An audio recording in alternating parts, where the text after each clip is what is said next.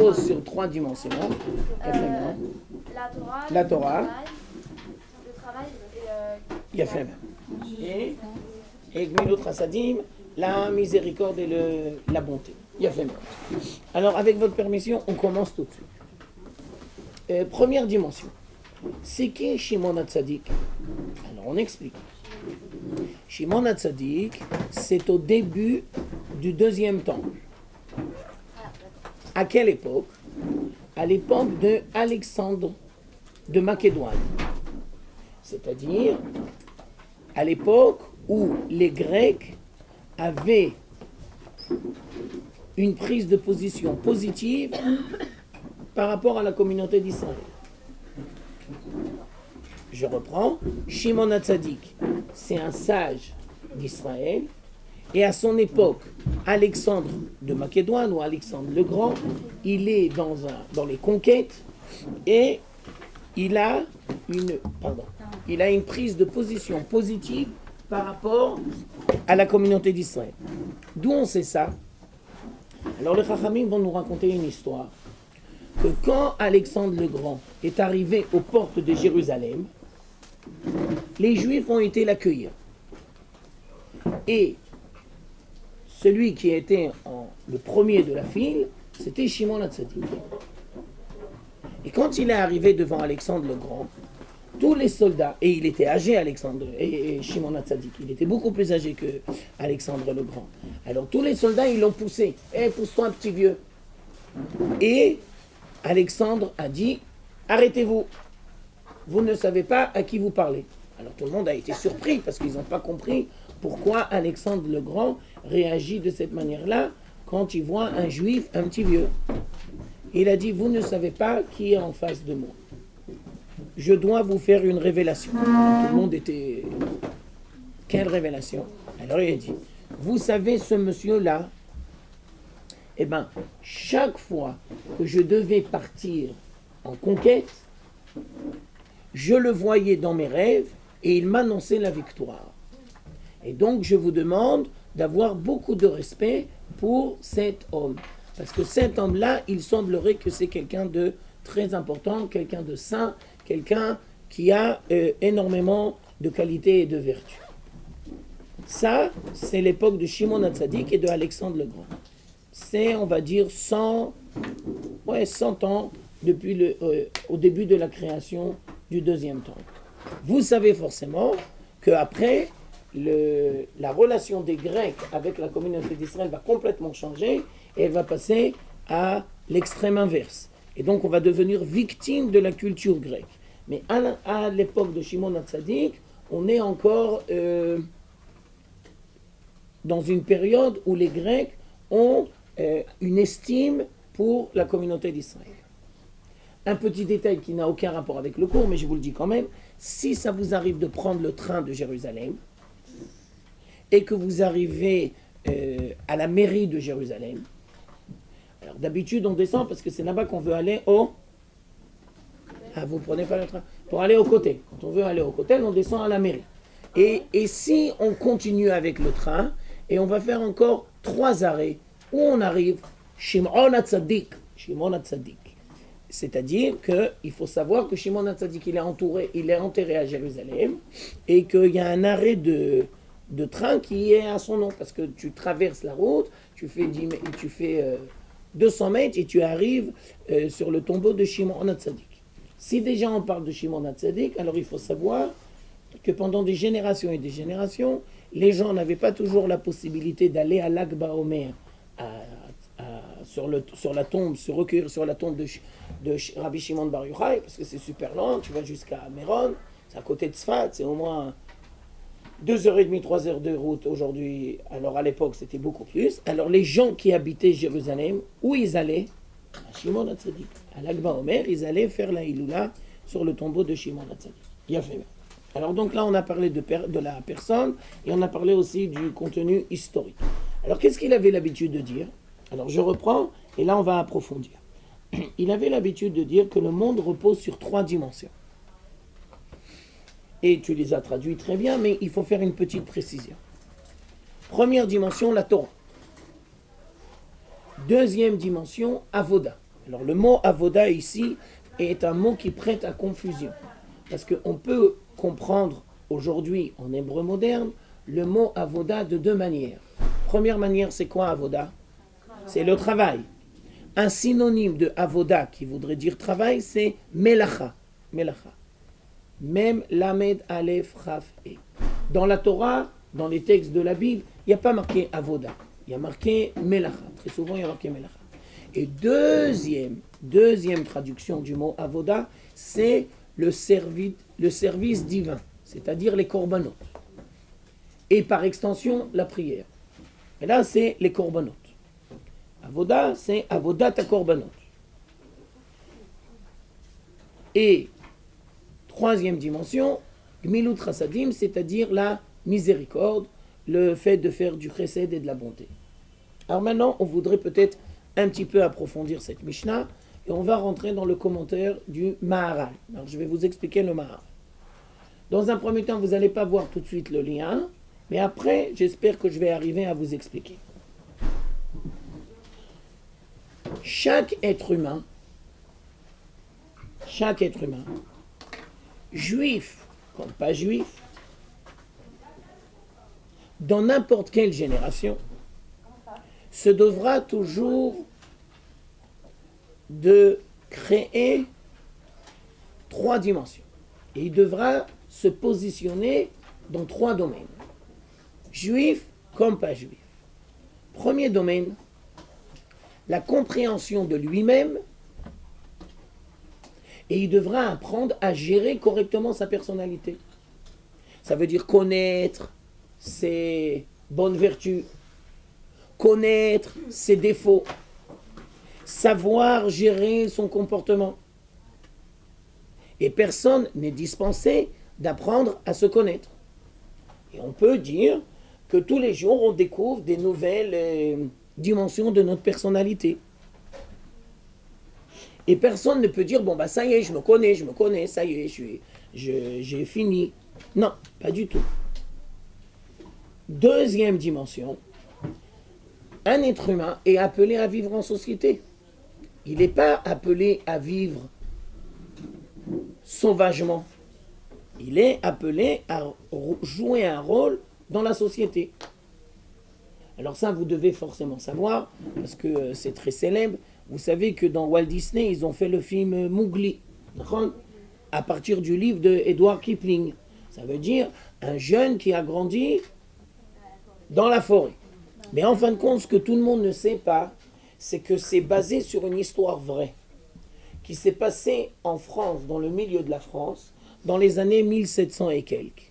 Et il y avait un enfant, après on l'a appelé l'enfant sauvage, qui a grandi, mais dans la forêt, et il a été retrouvé vers l'âge de 10 ans et quelques, de manière complètement arbitraire dans la forêt. Et beaucoup de médecins ont essayé de le rééduquer. Parce qu'il avait passé tellement d'années pas dans la société qu'il ne savait pas parler. Et la motoricité n'était pas développée. Et en fin de compte, il y a des choses dans lesquelles ils sont arrivés à compléter, mais il y a des choses qui ne sont pas arrivés à compléter. Par exemple, le langage. Je vous rappelle tout de suite que le langage, il n'est pas inné. Le langage, il est acquis. Ça veut dire que si, Dieu préserve, tes parents ne te parlent pas, eh ben, tu risques d'avoir des difficultés pour compléter le langage. Et donc cet enfant-là, eh ben, il était incapable de parler. Il faisait des sons comme les animaux, mais au niveau du langage, au niveau de la relation humaine, il était complètement à côté de la plaque. Alors pourquoi je reprends maintenant l'idée? D'un côté, on est tous tenus de se connaître et d'apporter sa contribution dans la société. Mais d'un autre côté, tu ne vis pas seul, tu dois vivre dans une société. Et donc, tu dois apprendre à gérer ta relation avec toi-même et tu dois aussi apprendre à gérer ta relation avec les autres. Ce n'est pas parce que tu sais gérer ta relation avec toi-même que tu es dispensé de gérer correctement ta relation avec les autres. Je vous donne un autre exemple. Vous savez forcément qu'à l'adolescence, la société est super importante. Et les copains, c'est très important. Et est-ce que ça se peut que des fois, ça va se faire au détriment de la personne. Ben oui, il risque d'être influencé négativement. Ça veut dire que c'est tellement important pour lui la place dans la société qu'il n'a pas le courage de dire ben non, je peux pas, vous me demandez de faire des choses qui vont à l'encontre de ce que je ressens. Alors comment on sait si quelqu'un est mûr? Alors il y a des milliards de réponses. Alors on va en proposer une aujourd'hui, c'est qu'il sait se respecter et il sait respecter les autres. Et donc il sait faire un tri en ce qu'il pense qui lui convient et ce qui est bien pour lui et ce qui ne lui convient pas. Et il sait l'exprimer correctement avec les gens qui sont autour de lui. La même question sur une autre forme. Comment je sais si je suis mûr pour me marier? Réponse, ça dépend comment je vis en société. Et ça dépend comment je vis avec moi-même. Et donc, si je suis absorbé par la société, c'est sûr que je ne pourrai pas me marier correctement. Et si je n'ai pas une prise de conscience de moi-même, c'est sûr que je risque de me faire bouffer par l'autre. Et donc, on peut dire et on doit dire que quand tu sais gérer correctement la relation entre toi et les autres, c'est ça qui te prépare au mariage. Si tu sais pas gérer ta relation avec toi-même, tu ne peux pas faire rentrer quelqu'un d'autre, d'étranger dans ta vie. Maintenant, si tu fais rentrer quelqu'un d'étranger dans ta vie, ça ne doit pas se faire à tes détriments. Et donc, tu dois rester sincère avec toi-même. Et s'il y a des désaccords, tu dois être capable de les gérer correctement avec l'autre qui est en face de toi. Ça ne veut pas dire qu'il a forcément raison, mais ça ne veut pas dire non plus qu'il a forcément tort. Il faut apprendre à gérer. Alors, je reprends l'idée de la Mishnah. Première idée. Chaque individu en tant qu'individu, et en ce sens-là, il n'y a pas de différence entre un juif et un goy, et c'est dans toutes les générations, tu dois apprendre à vivre dans différents domaines. Premier domaine, la relation avec toi-même. Deuxième domaine, la relation avec ton entourage. Et troisième domaine, ta relation avec Dieu. Et personne n'est dispensé de créer une relation équilibrée, enrichissante avec Dieu. Même les goïms, c'est pour ça qu'ils ont 7 lois noachides. 7 lois noachides, ça veut dire à leur niveau, c'est ça qui leur convient. Et puisque Dieu te donne la vie en cadeau, tu ne peux pas dire, et tu ne dois pas dire, je m'en fous, moi je me débrouille très bien, je n'ai pas besoin du bon Dieu, moi. Il peut rester où il est. Non, ça, tu ne peux pas dire un truc pareil. Alors, après on continue. Si tu as une relation équilibrée avec ton entourage, comment ça va s'exprimer? Réponse, Gmilut Chasadim. Ça veut dire que quand la Mishnah dit le monde repose sur Gmilut Chasadim, je vous reprends la traduction. Gmilut Chasadim, c'est la capacité de pouvoir faire du chesed avec les gens qui t'entourent et la possibilité d'avoir de bonnes relations et de donner une part de toi. Alors ça peut être donné dans la parole, ça peut être donné dans l'attention, ça peut être donné dans le temps, ça peut être donné dans les actions, de 1000 manières. Ça s'appelle Gmilut Chasadim. Alors, quand les Chachamim ont dit le monde repose sur la Gmilut Chasadim, ils ont voulu dire si tu gères correctement ta relation avec ton entourage, il y aura forcément du chesed. Alors c'est quoi le contraire de chesed? Le contraire de chesed, c'est l'égoïsme. Le contraire du chesed, c'est tu vis que pour toi et à travers toi. Et tu es incapable de donner aux autres. Et tu es incapable aussi de donner une place aux autres dans ta vie. Et tu es incapable d'être à l'écoute des besoins de l'autre. Je vous rappelle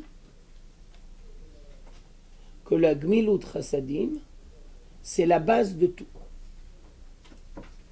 Et c'est pour ça, par exemple, que dans une éducation juive, par quoi ça commence l'éducation juive?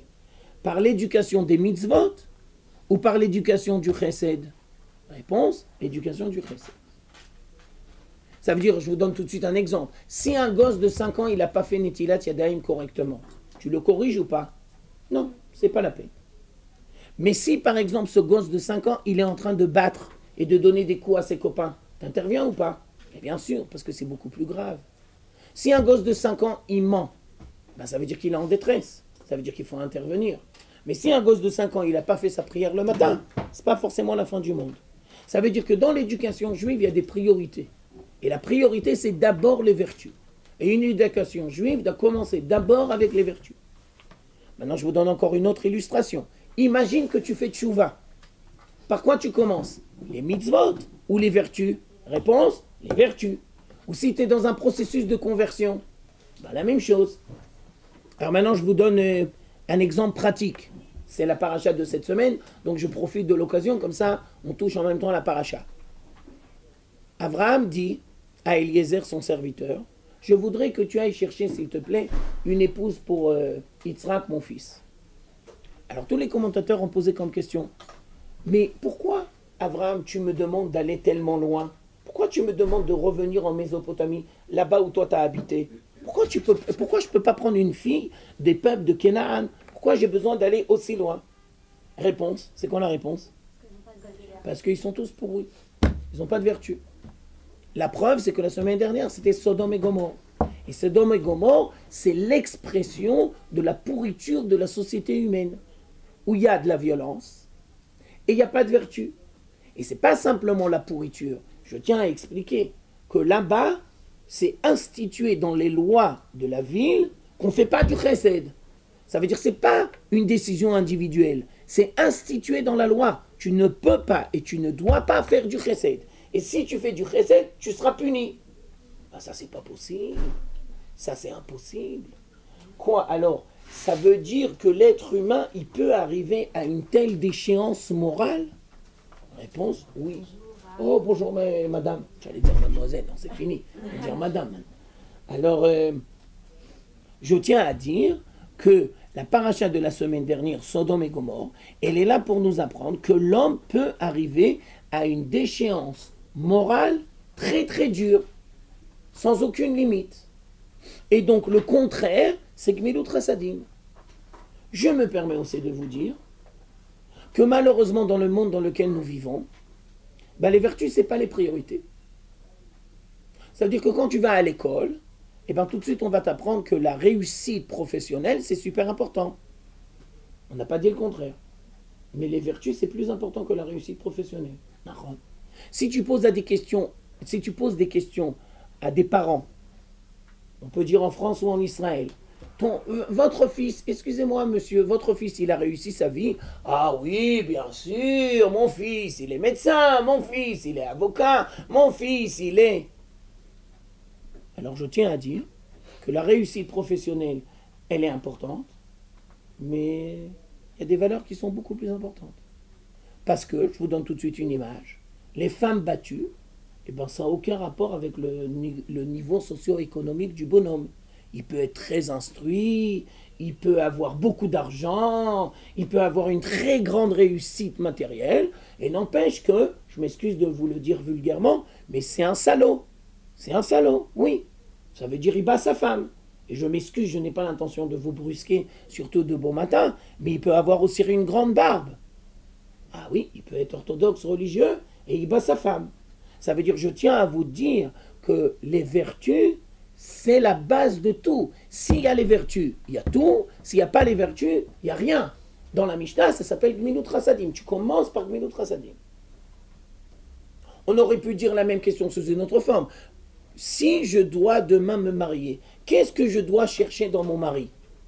Alors on dit tout de suite, pas le fric, pas la réussite professionnelle. Tu dois d'abord voir s'il a un bon cœur. Tu dois d'abord voir s'il a des bonnes vertus. Tu dois d'abord voir si c'est pas un radin, s'il est prêt à aider, s'il est prêt à donner de son temps et de ses forces et de ses capacités pour l'autre. Bah tu le vois. Nous on a toujours dit dans les cours que on n'est pas contre le coup de foudre, mais il n'est jamais conseillé de se marier sous coup de foudre. Surtout qu'on sait très bien que l'amour aveugle, et puis qu'après on risque d'ouvrir les yeux, et ça risque d'être un peu trop tard. Alors il vaut mieux entre 3 et 6 mois. Et donc quand tu arrives après 3 mois, on va dire, et que tu commences à t'imprégner que c'est sérieux, alors tu ne vas pas le rencontrer que dans les cafés et dans les hôtels. Après tu vas passer Shabbat chez lui. Et lui va passer Shabbat chez toi. Et donc tu sens, tu vois, normalement, tu es appelé à remarquer quelle est la relation de ses parents entre eux, quelle est la relation des frères et des sœurs entre eux, quelle est la relation parentale avec leurs enfants. Tu vois le milieu. Ah oui, tout ça c'est obligé. Ah, tu ne vas pas faire ça au début, mais après 3 mois, normalement, tu es censé le faire. Ils peuvent jouer un rôle. Ouais. Tu as raison, mais je pense que Dieu a fait un cadeau à la nature féminine qui, elle, sait repérer et sentir les choses, même si elles ne sont pas dites. Plus qu'un homme. Ah, c'est vrai qu'il y a des gens que...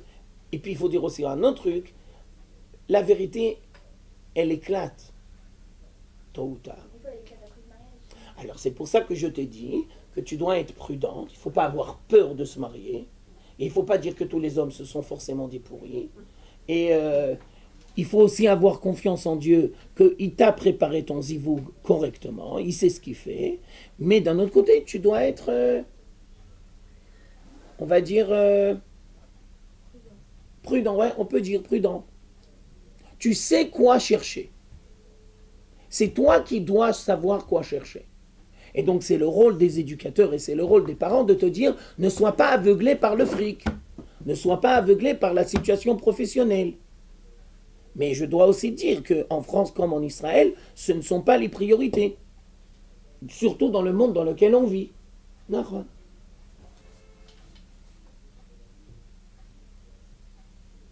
C'est très rare de rencontrer des célébrités ou des hommes politiques qui sont droits. Alors ils peuvent chanter l'amour, je t'aime, je t'aime, je t'aime, je t'aime, je peux pas t'entendre. Oui, mais le mec il est divorcé, il en a déjà 3 ou 4, c'est pas un exemple. Oui, mais il se fait du fric, le mec, je t'aime, je t'aime, je t'aime, je peux pas t'entendre. Ouais, mais c'est du bidon ça sert à rien toutes ces chansons. Non, ça sert à rien toutes ces chansons, c'est du bidon. Surtout que le mec il chante pour le fric, parce que si tu vois dans sa vie personnelle, c'est une tragédie, sa vie personnelle. Est-ce que tu as déjà vu des hommes politiques qui vont monter au pouvoir et puis qu'après quelques mois, ils vont dire « Je tiens à dire à la nation que nous avons fait une erreur et je tiens à expliquer notre erreur et maintenant nous allons changer de comportement. » Tu as déjà vu quelqu'un qui parle comme ça? Alors c'est pour vous expliquer qu'aujourd'hui, dans le monde dans lequel on vit, les vertus, ce n'est pas la première valeur. Aujourd'hui, on vit dans le monde de l'apparence, mais on ne vit pas dans le monde de l'être. Comment on dit les Champs-Élysées en hébreu? Mamila, Mamila. Le canyon Mamila. Et c'est quoi le point de rapport avec tous les magasins? C'est qu'ils sont dans l'apparence, ils sont dans les fringues, ils sont dans l'apparence. Alors on n'est pas contre l'apparence, mais il ne faut pas tomber dans le panneau. Il ne faut pas croire que parce qu'il y a une apparence, ça veut dire que c'est un peu plus compliqué que ça. Et donc il ne faut pas tomber dans le piège de l'apparence. Alors on continue. Quand les Chachamim ont dit Gmilut Chassadim, ils ont voulu dire relation équilibrée avec son entourage. Maintenant on continue. Quand ils ont dit Avoda, Avodat Hashem, alors ils ont voulu dire relation équilibrée avec Dieu. Ça veut dire, c'est pas parce que tu as une relation avec ton entourage que tu es dispensé de créer une relation équilibrée avec Dieu. Alors de la même manière que Gmilut Chassadim, c'est l'expression d'une relation équilibrée avec ton entourage, Avodat Hashem, le service divin, c'est l'expression d'une relation équilibrée avec Dieu. Ça veut dire que quand Dieu nous donne les mitzvot, c'est pour nous casser les pieds ou pour nous enrichir? Mais bien sûr, pour nous enrichir. Et si Dieu nous donne les mitzvot, qui en a besoin? C'est lui ou c'est nous? C'est nous. Ça veut dire que si tu n'arrives pas à un niveau de compréhension et de maturité, et tu risques de croire qu'on peut se débrouiller sans les mitzvot, c'est mon rôle de te dire que les chachamim vont nous dire mais non, tu te trompes, on a besoin des mitzvot. Et donc, avoda, c'est avodat Hashem. Alors là, c'est un peu plus compliqué.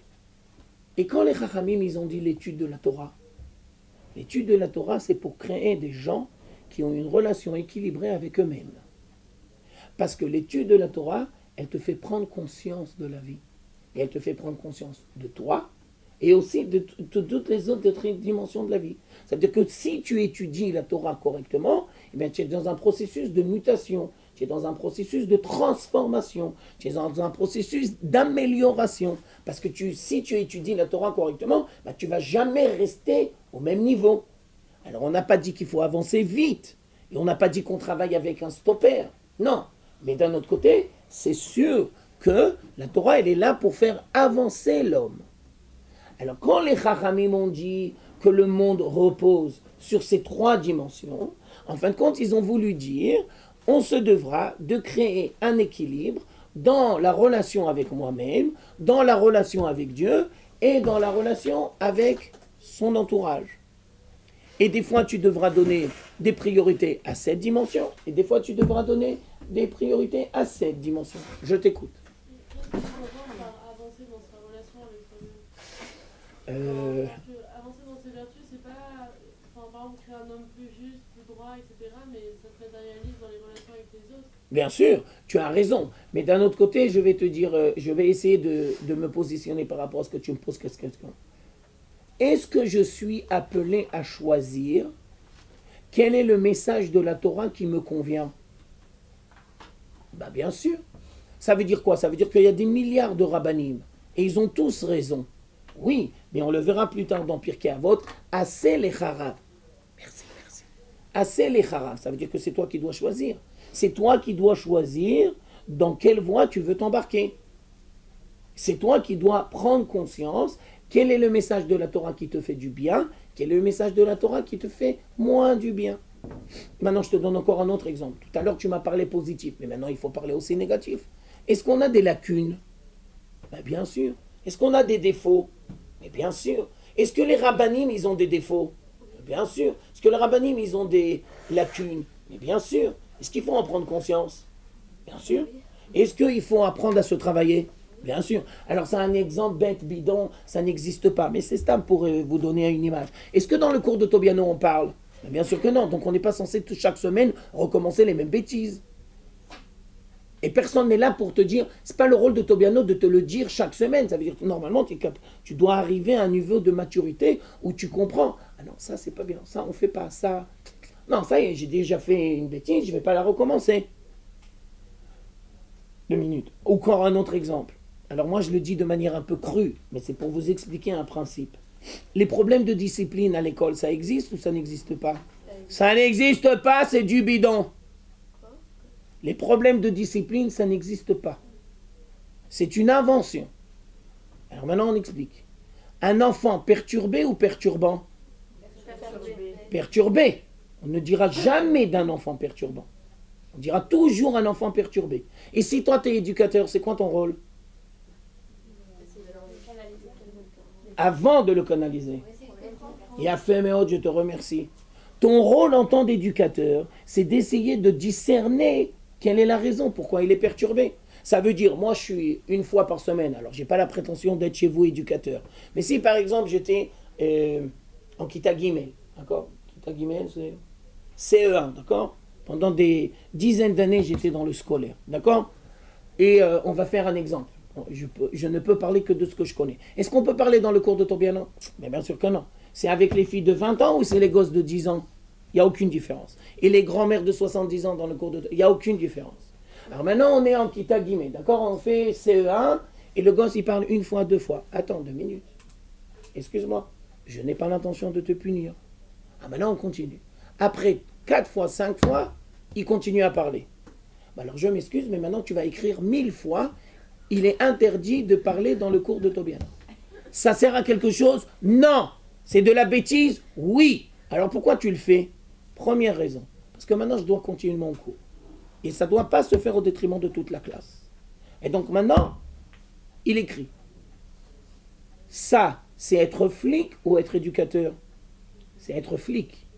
Et un éducateur doit apprendre à être flic. Mais un éducateur ne peut pas être que flic. Alors maintenant, éducateur, pas sur le moment, le lendemain, dans la pause ou dans la récréation, tu as acheté des bonbons et viens, on va parler. Tiens, c'est pour toi, choisis ce que tu veux. Fais-moi partager. C'est quoi qui te dérange? Moi, vous ne pouvez pas comprendre. Pourquoi? Je suis à ta disposition. Mais ouais, mais la prof de français, elle me saoule. Et la prof d'anglais, ils nous ont fait un examen, j'y comprends rien. Ah bah alors très bien, moi je suis à ta disposition. et on va chercher. Ça veut dire, ça n'existe pas les problèmes de discipline. Non, ça n'existe pas. Les problèmes de discipline, c'est l'expression d'un problème qui n'a pas été géré correctement. Et donc, normalement, si l'éducateur ou si le système font correctement leur travail, eh ben, ils sont appelés à donner une réponse au problème de l'enfant. Et ils ont tous les outils pour donner une réponse au problème de l'enfant. Nahon, bien entendu. Et donc, c'est pour ça que c'est un mensonge de nous faire croire qu'il y a des problèmes de discipline. Les problèmes de discipline sont le symptôme d'un dysfonctionnement. Et donc, si je reprends l'idée que je suis en train de te dire, tu m'as dit, mais comment on avance? Eh bien, je te dis, tu n'es pas obligé de recommencer tes bêtises. Alors, quand tu as un gosse de 5 ans, 10 ans, tu ne sais pas faire ça tout seul. Tu as besoin de tes parents ou d'un éducateur qui soit là pour t'aider et faire ce travail. Mais après, normalement, tu es appelé à le faire par toi-même. Et si tu vois que tu as des problèmes trop graves et que tu ne sais pas les gérer correctement, eh ben, tu demandes de l'aide. C'est pour ça qu'il y a des psychologues, il y a des psychiatres. Tu demandes de l'aide. C'est-à-dire que tu as un problème et que tu ne sais pas le gérer correctement et tu as du mal à le gérer. Et ce n'est pas honteux d'aller chez un médecin, donc ce n'est pas honteux d'aller chez un psychologue et un psychiatre. Ou bien par exemple, demain tu te maries et tu vois que dans ta relation de couple ça ne marche pas. Ben, ce n'est pas honteux d'aller demander de l'aide à un conseiller conjugal. C'est pour ça qu'il y a des conseillers conjugaux. Ils ont appris, ils font correctement leur travail et toi tu demandes de l'aide. Donc ça veut dire que tu es sans arrêt dans un état où tu vois, attends 2 minutes, ça me convient pas, ça marche pas, je suis satisfait, je suis pas satisfait. Et donc tu dois apprendre à avoir un regard sur toi-même. Bien sûr. Mais si tu vis en société, alors tu es sans arrêt tourné vers les autres. Eh ben non, c'est ça qu'on essaye de dire dans le cours. Tu es à l'écoute des autres, tu t'enrichis de la présence des autres, mais ça ne se fait pas à tes détriments. Tu comprends la différence? Alors, vas-y, ah ouais, excuse-moi. Je voulais savoir, la relation équilibrée avec Dieu, est-ce que ça se fait forcément par la prière? Est-ce qu'une personne, par exemple, par exemple, le matin, elle n'a pas le temps de faire sa prière, mais elle a des cours de Torah? Alors, je reprends la question parce que tout le monde n'a pas entendu. Comment doit s'exprimer une relation équilibrée avec Dieu? Alors, on a expliqué la pratique des mitzvot. Mais je tiens aussi à dire qu'il y a des liens parce que la relation équilibrée avec Dieu va forcément avoir une influence positive dans la relation avec ton entourage. Mais si on prend à la base la relation avec Dieu, alors c'est la pratique des mitzvot et la tefila. Alors c'est pour ça qu'il y a le Shulchan Aruch. Et donc tu fais comme le Shulchan Aruch. Si par exemple je suis une femme, c'est dur ou c'est difficile d'être une femme? C'est super dur. Alors c'est marqué dans la halakha que tu peux faire ta prière toute ta journée. Birkot HaShachar, jusqu'à quand tu peux les faire? Jusqu'au coucher du soleil. Jusqu'à la shkia, pardon. Pas le coucher du soleil. Ouais, coucher du soleil, on dit en français. Shkia, jusqu'à la shkia. Pas à la sortie des étoiles, jusqu'au coucher du soleil. Bah donc tu as toute la journée pour faire Birkot HaShachar. La Hamida. Alors une femme, en tout cas, c'est comme ça que nous on enseigne la halakha. Une femme est tenue de faire le schéma une fois par jour et la Hamida une fois par jour. Et elle choisira. Ils ne sont pas obligés de faire les deux l'un à côté de l'autre. Parce que quand tu as une ribambelle, pas toujours évident que tu as le temps de faire. Là, tu fais le schéma, ça prend 3 minutes, et puis si tu peux, tu enchaînes avec le Shemona Israël. Et si tu ne peux pas, eh ben, tu feras un mincha. Ou tu feras plus tard. Maintenant, une femme n'est pas tenue dans les temps. C'est-à-dire, c'est toujours mieux. C'est toujours mieux.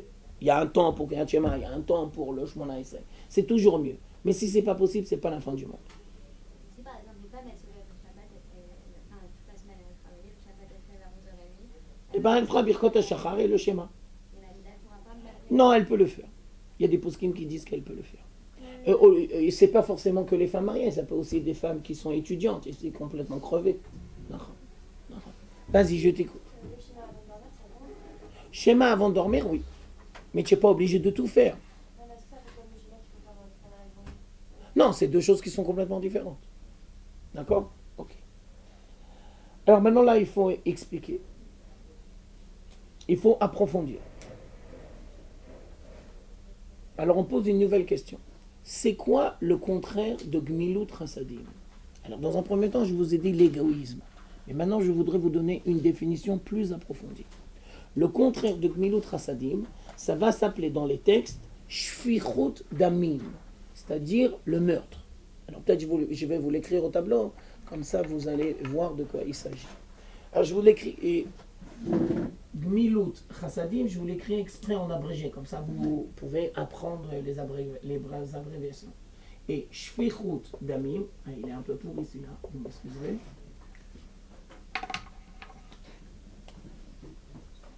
Ah, voilà, ça c'est mieux. Shfichut Damim. Shfichut Damim, ça veut dire la violence jusqu'au meurtre. Ça veut dire, j'explique. Si tu vois une société où il y a de la violence, ça veut dire qu'est-ce qui manque? Du chesed.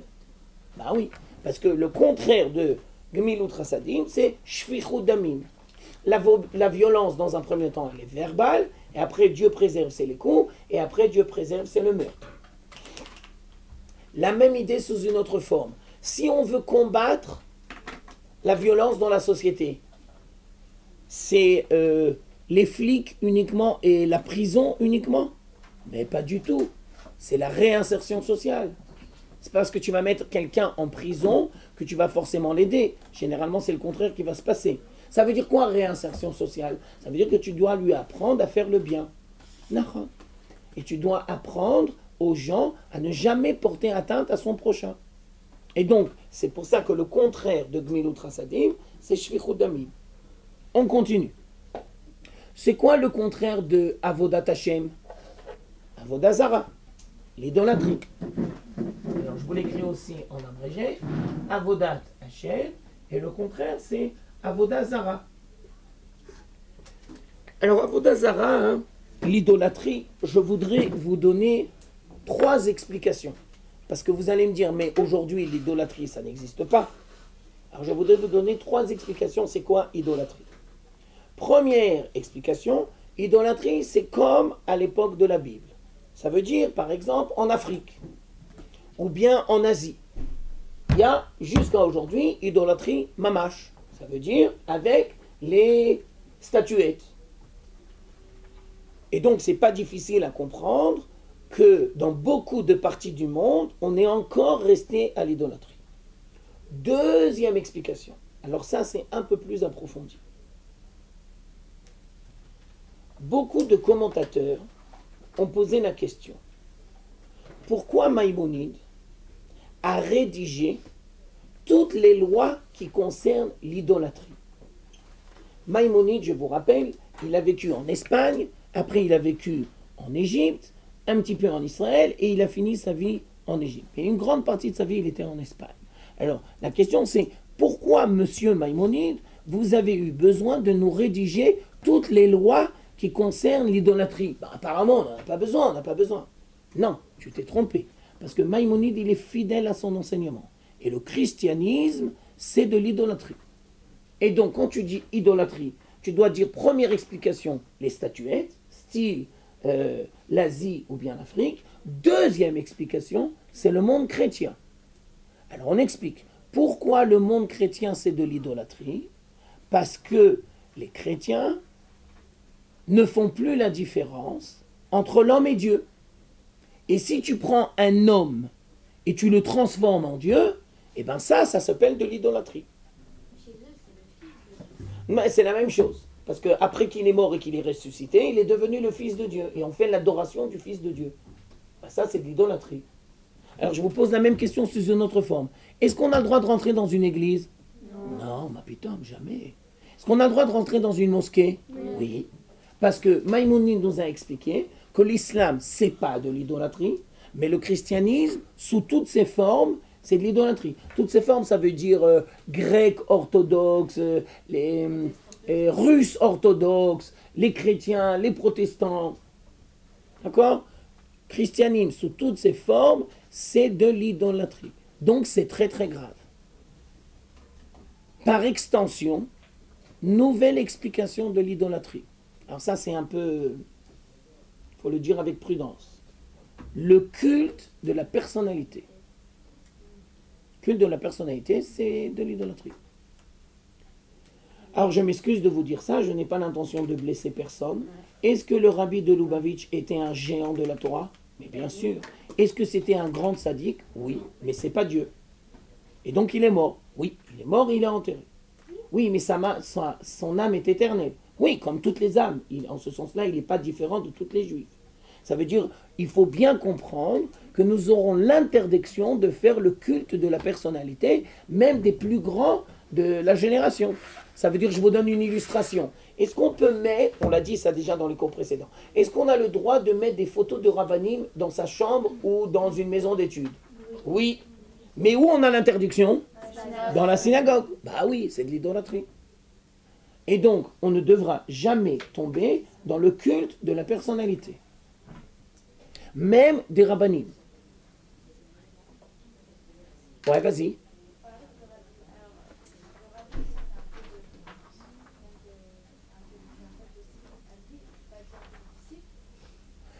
Alors, tu as raison de poser cette question et je vais essayer de répondre ce que je connais en sachant pertinemment qu'il y a beaucoup de choses que je ne connais pas.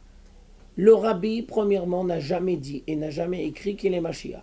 Deux, il faut savoir que dans sa dernière année de sa vie, il a eu une attaque cérébrale et donc il ne pouvait pas parler. Il continuait un petit peu à être en public, mais il ne pouvait pas exprimer exactement le contenu de ses pensées comme à l'époque. Et donc il y a beaucoup de gens à ce moment-là qui sont intervenus et qui ont donné une interprétation abusive du comportement du rabbi.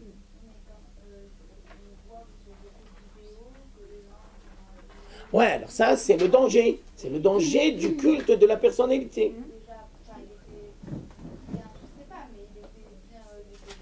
Bon, alors peut-être c'est ça que tu veux me dire. Parce que le Rav Kook explique dans plusieurs endroits que la chassidoute, c'est-à-dire les élèves du Baal Shem Tov, ont apporté une contribution très positive au judaïsme, mais la chassidoute, c'est très dangereux.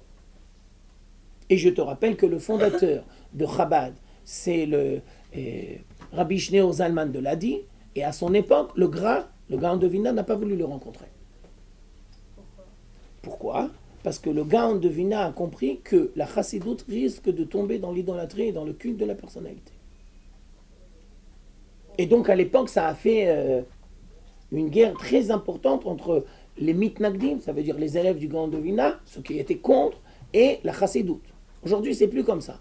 Mais n'empêche que le danger de l'idolâtrie ou de le culte de la personnalité risque encore de rester dans la chassidoute. Non. Non, oui, mais c'est un autre truc. Moi, maintenant, j'ai parlé du Baal Shem Tov, les élèves du Baal Shem Tov. Dernière dimension. Alors ça, tout le monde ne voit pas le lien, et je vais essayer de vous expliquer. C'est quoi le contraire de la Torah? Le contraire de la Torah, ce sont les relations sexuelles interdites. C'est-à-dire, première explication, la Torah te donnera toujours les forces de gérer correctement tes pulsations sexuelles. Mais si tu n'es pas dans la Torah correctement, eh ben, tu risques de tomber dans le panneau. Je tiens aussi à vous dire, deuxième explication, que la Torah c'est du feu. Oui, mais c'est du feu pur. Et le pulsation sexuelle, c'est du feu, mais pas toujours dans la pureté. Et donc c'est pour ça que le contraire de l'étude de la Torah, c'est les relations sexuelles interdites. Alors maintenant ça va très loin. Parce que je ne sais pas si vous avez remarqué, mais quand la Mishnah va nous dire le monde repose sur ces trois dimensions, et donc le contraire, ce sont ces trois dimensions, c'est quoi ces trois avérotes? C'est les trois avérotes que si on t'oblige, Dieu préserve, à les réaliser, qu'est-ce que tu dois faire? Eh bien, tu dois être prêt à mettre ta vie en danger. Et tu ne fais pas. Eh bien oui, parce que c'est la base du monde. C'est la base du monde. Ça veut dire que si Dieu préserve, quelqu'un te dit « Je te laisse en vie à la condition que tu le tues ». Eh bien, qu'est-ce que tu dois faire? Eh bien, tu donnes ta vie. Et si quelqu'un va te dire « Je te laisse en vie à condition que tu te prosternes devant la Avodazara », qu'est-ce que tu dois faire? Non. Et si maintenant Dieu préserve, quelqu'un va te dire « Je te laisse en vie à condition que tu aies une relation sexuelle interdite avec cette bonne femme », qu'est-ce que tu dois faire? Eh bien, tu donnes ta vie. Ça veut dire que la Mishnah est en train de nous apprendre positivement, il y a 3 dimensions positives, que le monde redevient sur eux, et le contraire, tout le monde s'effondre. La même idée exprimée sous une autre forme. À l'époque de la destruction du premier temple, pourquoi le premier temple il a été détruit? Pour ces 3 raisons, comme tu le dis très justement. Ça veut dire que la société juive était tellement pourrie de l'intérieur que le temple n'avait aucune raison de rester. Alors ça, il faut le dire et bien l'expliquer. Qui a détruit le temple?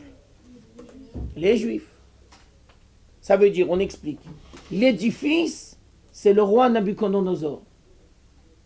Mais pourquoi l'édifice a été détruit? Parce que les Juifs ont détruit le temple de l'intérieur. Et si les Juifs n'avaient pas détruit le temple de l'intérieur, jamais Nabuchodonosor n'aurait pu détruire l'édifice. Ça veut dire que Nabuchodonosor, c'est un envoyé de Dieu. Et alors on explique, mais alors, qu'est-ce qu'il y avait à cette époque qui a fait que le temple il a été détruit de l'intérieur? Réponse, la société était pourrie. La société était pourrie. Il y avait le meurtre, il y avait les adultères et les relations sexuelles interdites, et il y avait l'idolâtrie. Les 3 piliers du monde, ils tombent. Il n'y avait plus de Gminut Chassadim, il n'y avait plus l'étude de la Torah, et il n'y avait plus Avodat Hashem correctement. Alors, tout s'écroule.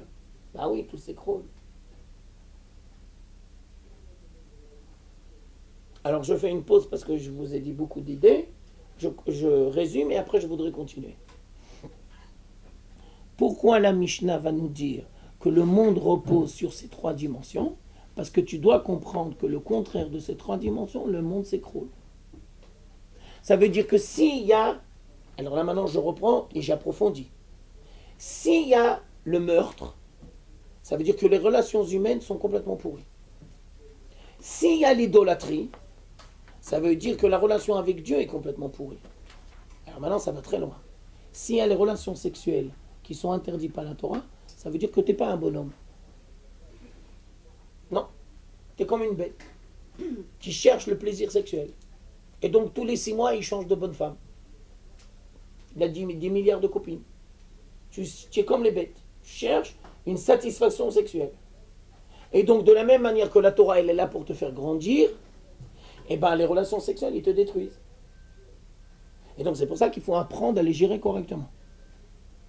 Alors c'est un peu dur de dire ça aujourd'hui, parce qu'on vit dans un monde où les gens ne se marient pas, où les gens vivent ensemble, et où les gens ont très tôt des relations sexuelles. Ouais, mais tu comprends bien que tu mines la société de l'intérieur.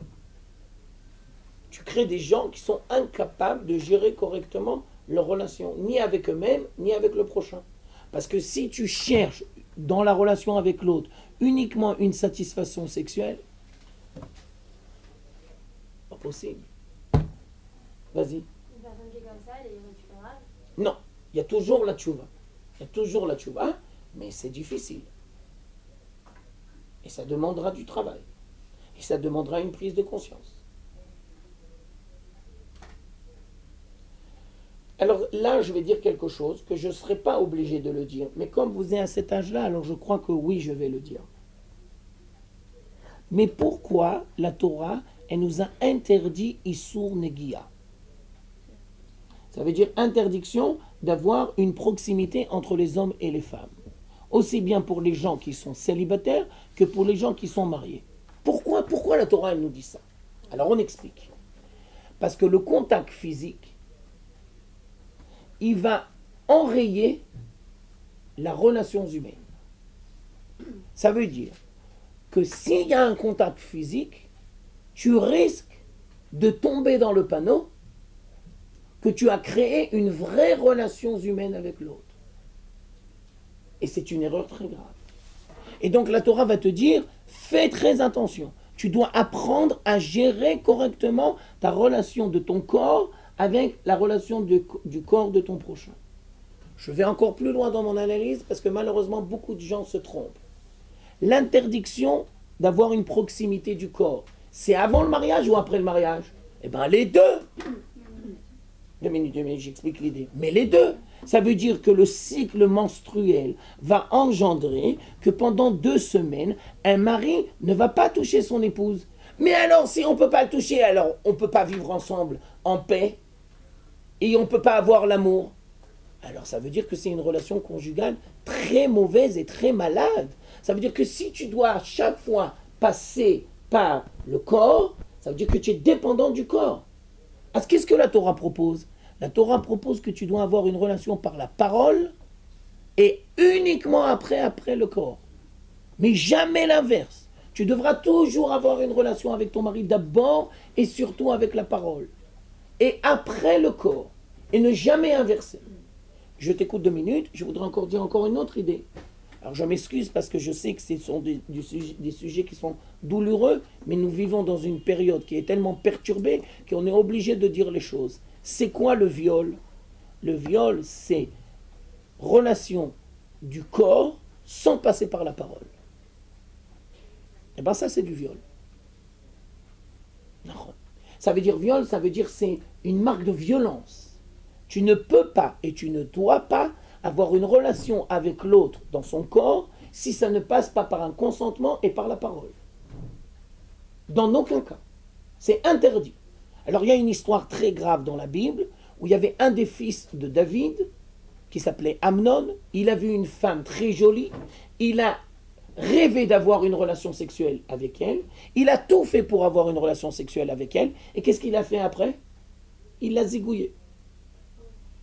De là, tu apprends, ne tombe pas dans le piège de croire que s'il y a une relation sexuelle, ça veut dire forcément qu'il y a un lien dans les êtres. Mais pas du tout. Il a cherché sa satisfaction. Après qu'il a eu sa satisfaction, pour d'autres raisons, eh ben, il l'a liquidé. Il a aucun problème de le liquider. Ça s'appelle Amnon ve Tamar. Dieu préserve. Alors on ne se marie pas pour avoir l'exemple de Amnon et Tamar. Alors j'ai fini la boucle, maintenant c'est ton tour. Je te remercie d'avoir attendu. Être chomeret, Nigia, ouais. C'est une interdiction de la Torah ou c'est pour que ça t'aide à justement... Bah, c'est les deux. C'est-à-dire, nous, on veut dire, pourquoi la Torah nous invite à suivre ce modèle? Réponse, parce qu'il y a une très grande logique. Et la Torah veut te préserver. Et la Torah veut empêcher que tu arrives dans des endroits qui vont être très dangereux. Donc c'est interdit, par exemple, avant que tu te maries, quand tu es célibataire, de faire la bise Nahon. C'est une interdiction. Tu ne peux pas et tu ne dois pas, à part les parents. Et même les parents, ça arrive des fois. Par exemple, les cousins, non. Ah oui? Ouais. Mais c'est C'est ce que j'ai essayé de vous le dire, mais je ne vous l'ai pas dit de manière directe. Mais puisque tu as l'honnêteté et la sincérité de poser la question, alors je te remercie. Et donc on va le dire directement. Nous vivons dans un siècle où les relations hommes et femmes sont complètement malades. Ça veut dire qu'il y a énormément de dysfonctionnements dans ce domaine. Avant le mariage et après le mariage. Avant le mariage, ça va s'exprimer de 1000 manières. Et après le mariage, ça va aussi s'exprimer de 1000 manières. même si on fait appel à la vie, c'est quelque chose de... ça peut engendrer... Mais bien sûr, je vais te dire encore plus que ça. Toi, tu es une fille, alors tu n'es pas toujours consciente. Qu'est-ce que ça engendre chez un homme? Mais si c'est de la famille... Je sais pas, genre... faire la vie, c'est pas comme si... Parce que tu as grandi dans une société où on a voulu nous faire croire que l'on peut avoir n'importe quel type de relation avec n'importe qui. On nous a fait croire, dans la société où on a grandi, que l'on peut avoir n'importe quel type de relation avec n'importe qui. Mais ça, c'est une erreur très grave. On ne doit pas avoir le même type de relation avec tout le monde. Il y a une différents degrés de proximité. Il y a des choses qui te concernent uniquement toi et ton mari. Et ça ne concerne personne d'autre. Non. C'est comme par exemple, je te donne un exemple, ça n'a aucun rapport, mais c'est pour t'expliquer. Est-ce qu'une mère juive a le droit de poser à sa fille comme question, est-ce que tu es enceinte? Mais pas du tout. Pas du tout. Ça ne vous regarde pas. Et vous ne devez pas rentrer là-bas. Ou bien par exemple, je te donne encore un autre exemple. Quand tu fais tu as déménagé, et donc il y a des gens qui vont venir chez toi et qui vont voir ta maison. Tu leur montres ta chambre à coucher? Mais jamais. Ça ne regarde personne. Et donc ces exemples-là, ils sont là pour te montrer qu'il y a des dysfonctionnements dans le contournement et aussi dans la prise de conscience. Il y a des choses qui sont justes pour le couple. Oui, il y a des choses qui sont justes pour le couple. Il y a des choses qui sont justes pour la famille. Il y a des choses qui sont pour les étrangers. Et c'est pas tout le monde pareil. Et quand malheureusement on veut nous faire croire que l'on peut avoir n'importe quel type de relation avec n'importe qui, eh bien tu arrives là où on est aujourd'hui. Mais moi je vois pas ce que ça peut engendrer par exemple de faire la bise à ton cousin ou à ton grand-père ou à ton oncle. Grand-père c'est permis. Je vais te donner un exemple. Je ne suis pas sûr que je vais bien exprimer, mais je vais essayer. Est-ce que tu crois que ça existe, le chantage sentimental? Mais bien sûr. Maintenant, je vais encore plus loin. Je ne le dirai pas avec tout le monde. Mais avec des filles de votre âge, je vais le dire. Bien que c'est renversant ce que je vais dire. Et ce n'est pas dans tous les cas. Pas dans tous les cas. Est-ce que c'est possible qu'un père qui ne sait pas gérer correctement sa vie conjugale avec sa femme, il va chercher une compensation avec sa fille? Mais bien sûr.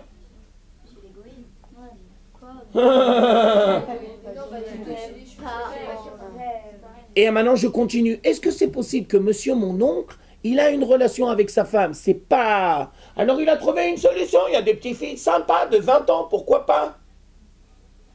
Et toi, si tu te respectes, eh ben, tu ne dois pas tomber dans le panneau. Ta vie conjugale, ça ne me regarde pas. Moi, je gère ma vie. Je ne suis pas ta copine. Non, je ne suis pas ta copine. Et je ne suis même pas ta femme. Non. Mais j'arrive pas à comprendre la bise. Vraiment, j'arrive pas à comprendre. Ben, c'est normal. C'est tout à fait normal que tu ne comprends pas. Parce que tu découvres une nouvelle dimension. Et ce n'est pas simplement tu la découvres. Tu as 1000 exemples contraires. Alors, ça demande une maturité, ça demande un travail, ça demande une réflexion. Le grand-père, c'est permis.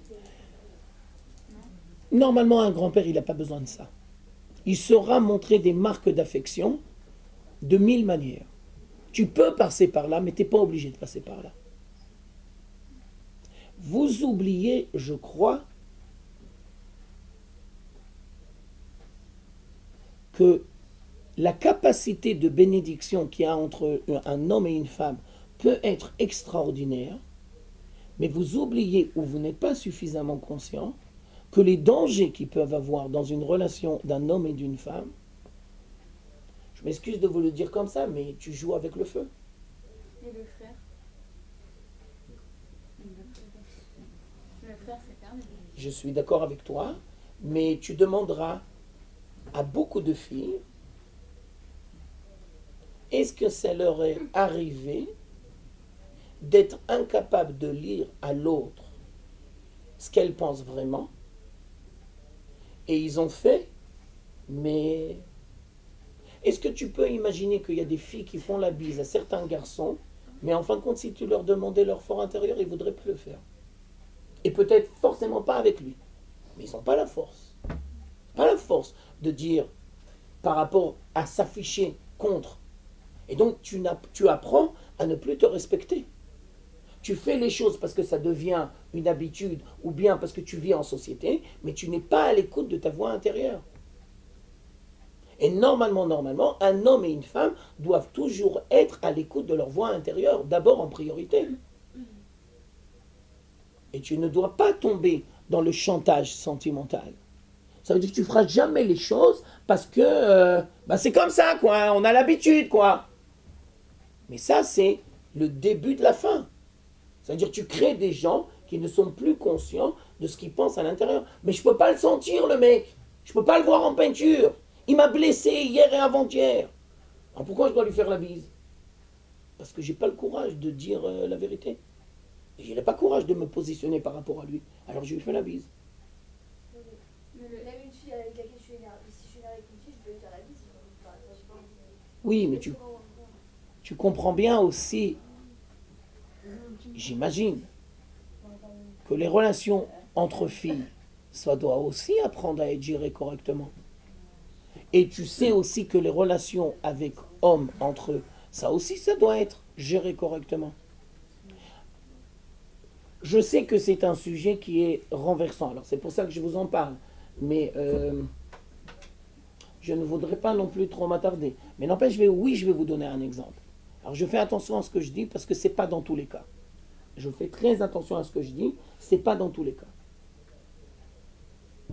Est-ce qu'aujourd'hui, la psychologie moderne est capable d'expliquer, dans certains cas, pourquoi des filles sont devenues lesbiennes?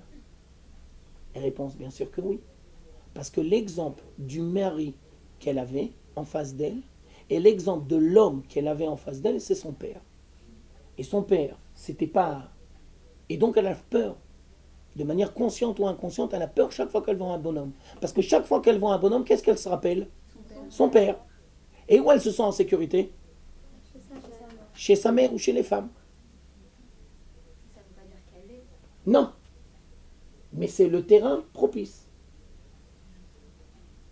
J'ai pas dit qu'elle l'est, mais c'est le terrain propice. Ça veut dire que quand il y a des dysfonctionnements dans la relation père-fille, ça risque d'engendrer.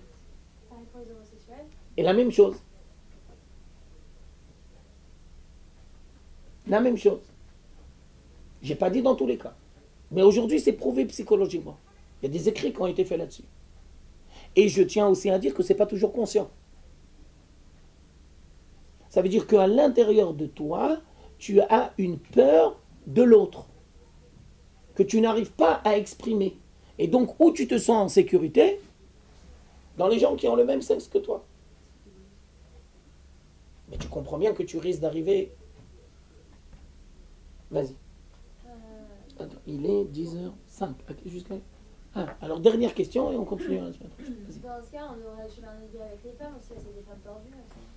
Eh bien, si tu poses la question aux Chachamim, eh ben, ils vont te dire qu'il y a des choses qui peuvent se faire entre femmes, mais il y a des choses qui ne peuvent pas se faire entre femmes. Je m'excuse de te rentrer là-dedans parce que ça ne vous regarde pas, mais je vous donne quand même un exemple. Dans un mikvé d'hommes et un mikvé de femmes, c'est la même chose? Non. Pas du tout. Ça veut dire quoi? Ça veut dire que chaque femme, elle a sa baignoire. Oui, chaque femme, elle a sa baignoire. Et chaque femme, elle a son domaine particulier. Et après, elle va se tremper dans la piscine qui est au milieu. Chez les hommes, c'est pas du tout comme ça. Et chez les femmes, c'est obligé d'être comme ça. Même les femmes entre eux. Mais bien sûr, il y a une seule piscine, ils s'en foutent. C'est des hommes, pas des femmes. Et donc, une femme, quand tu vas lui dire ça, elle va te dire tout de suite, mais ça me dégoûte. Oh, je ne peux pas rentrer dans un truc papa. C'est pour ça qu'il y a des hommes et il y a des femmes, c'est pas pareil. Là, mais aussi, qui en ont souvent. Mais ça n'a aucun rapport. C'est un rapport avec la relation d'une femme avec son corps et la relation d'un homme avec son corps. Tu prends un gosse de 15 ans, et quand est-ce que tu as été la dernière fois faire ta douche? Tu ne pourras jamais voir une fille qui va te dire ça va faire 3 jours que j'ai pas fait 2. Elle en fait 3 par jour, elle ne peut pas dire un truc pareil. Tu comprends? D'accord. On s'arrêtera là, on fait un break, et 10h15, on continue. Bien fait, bien. Alors, préparez les questions.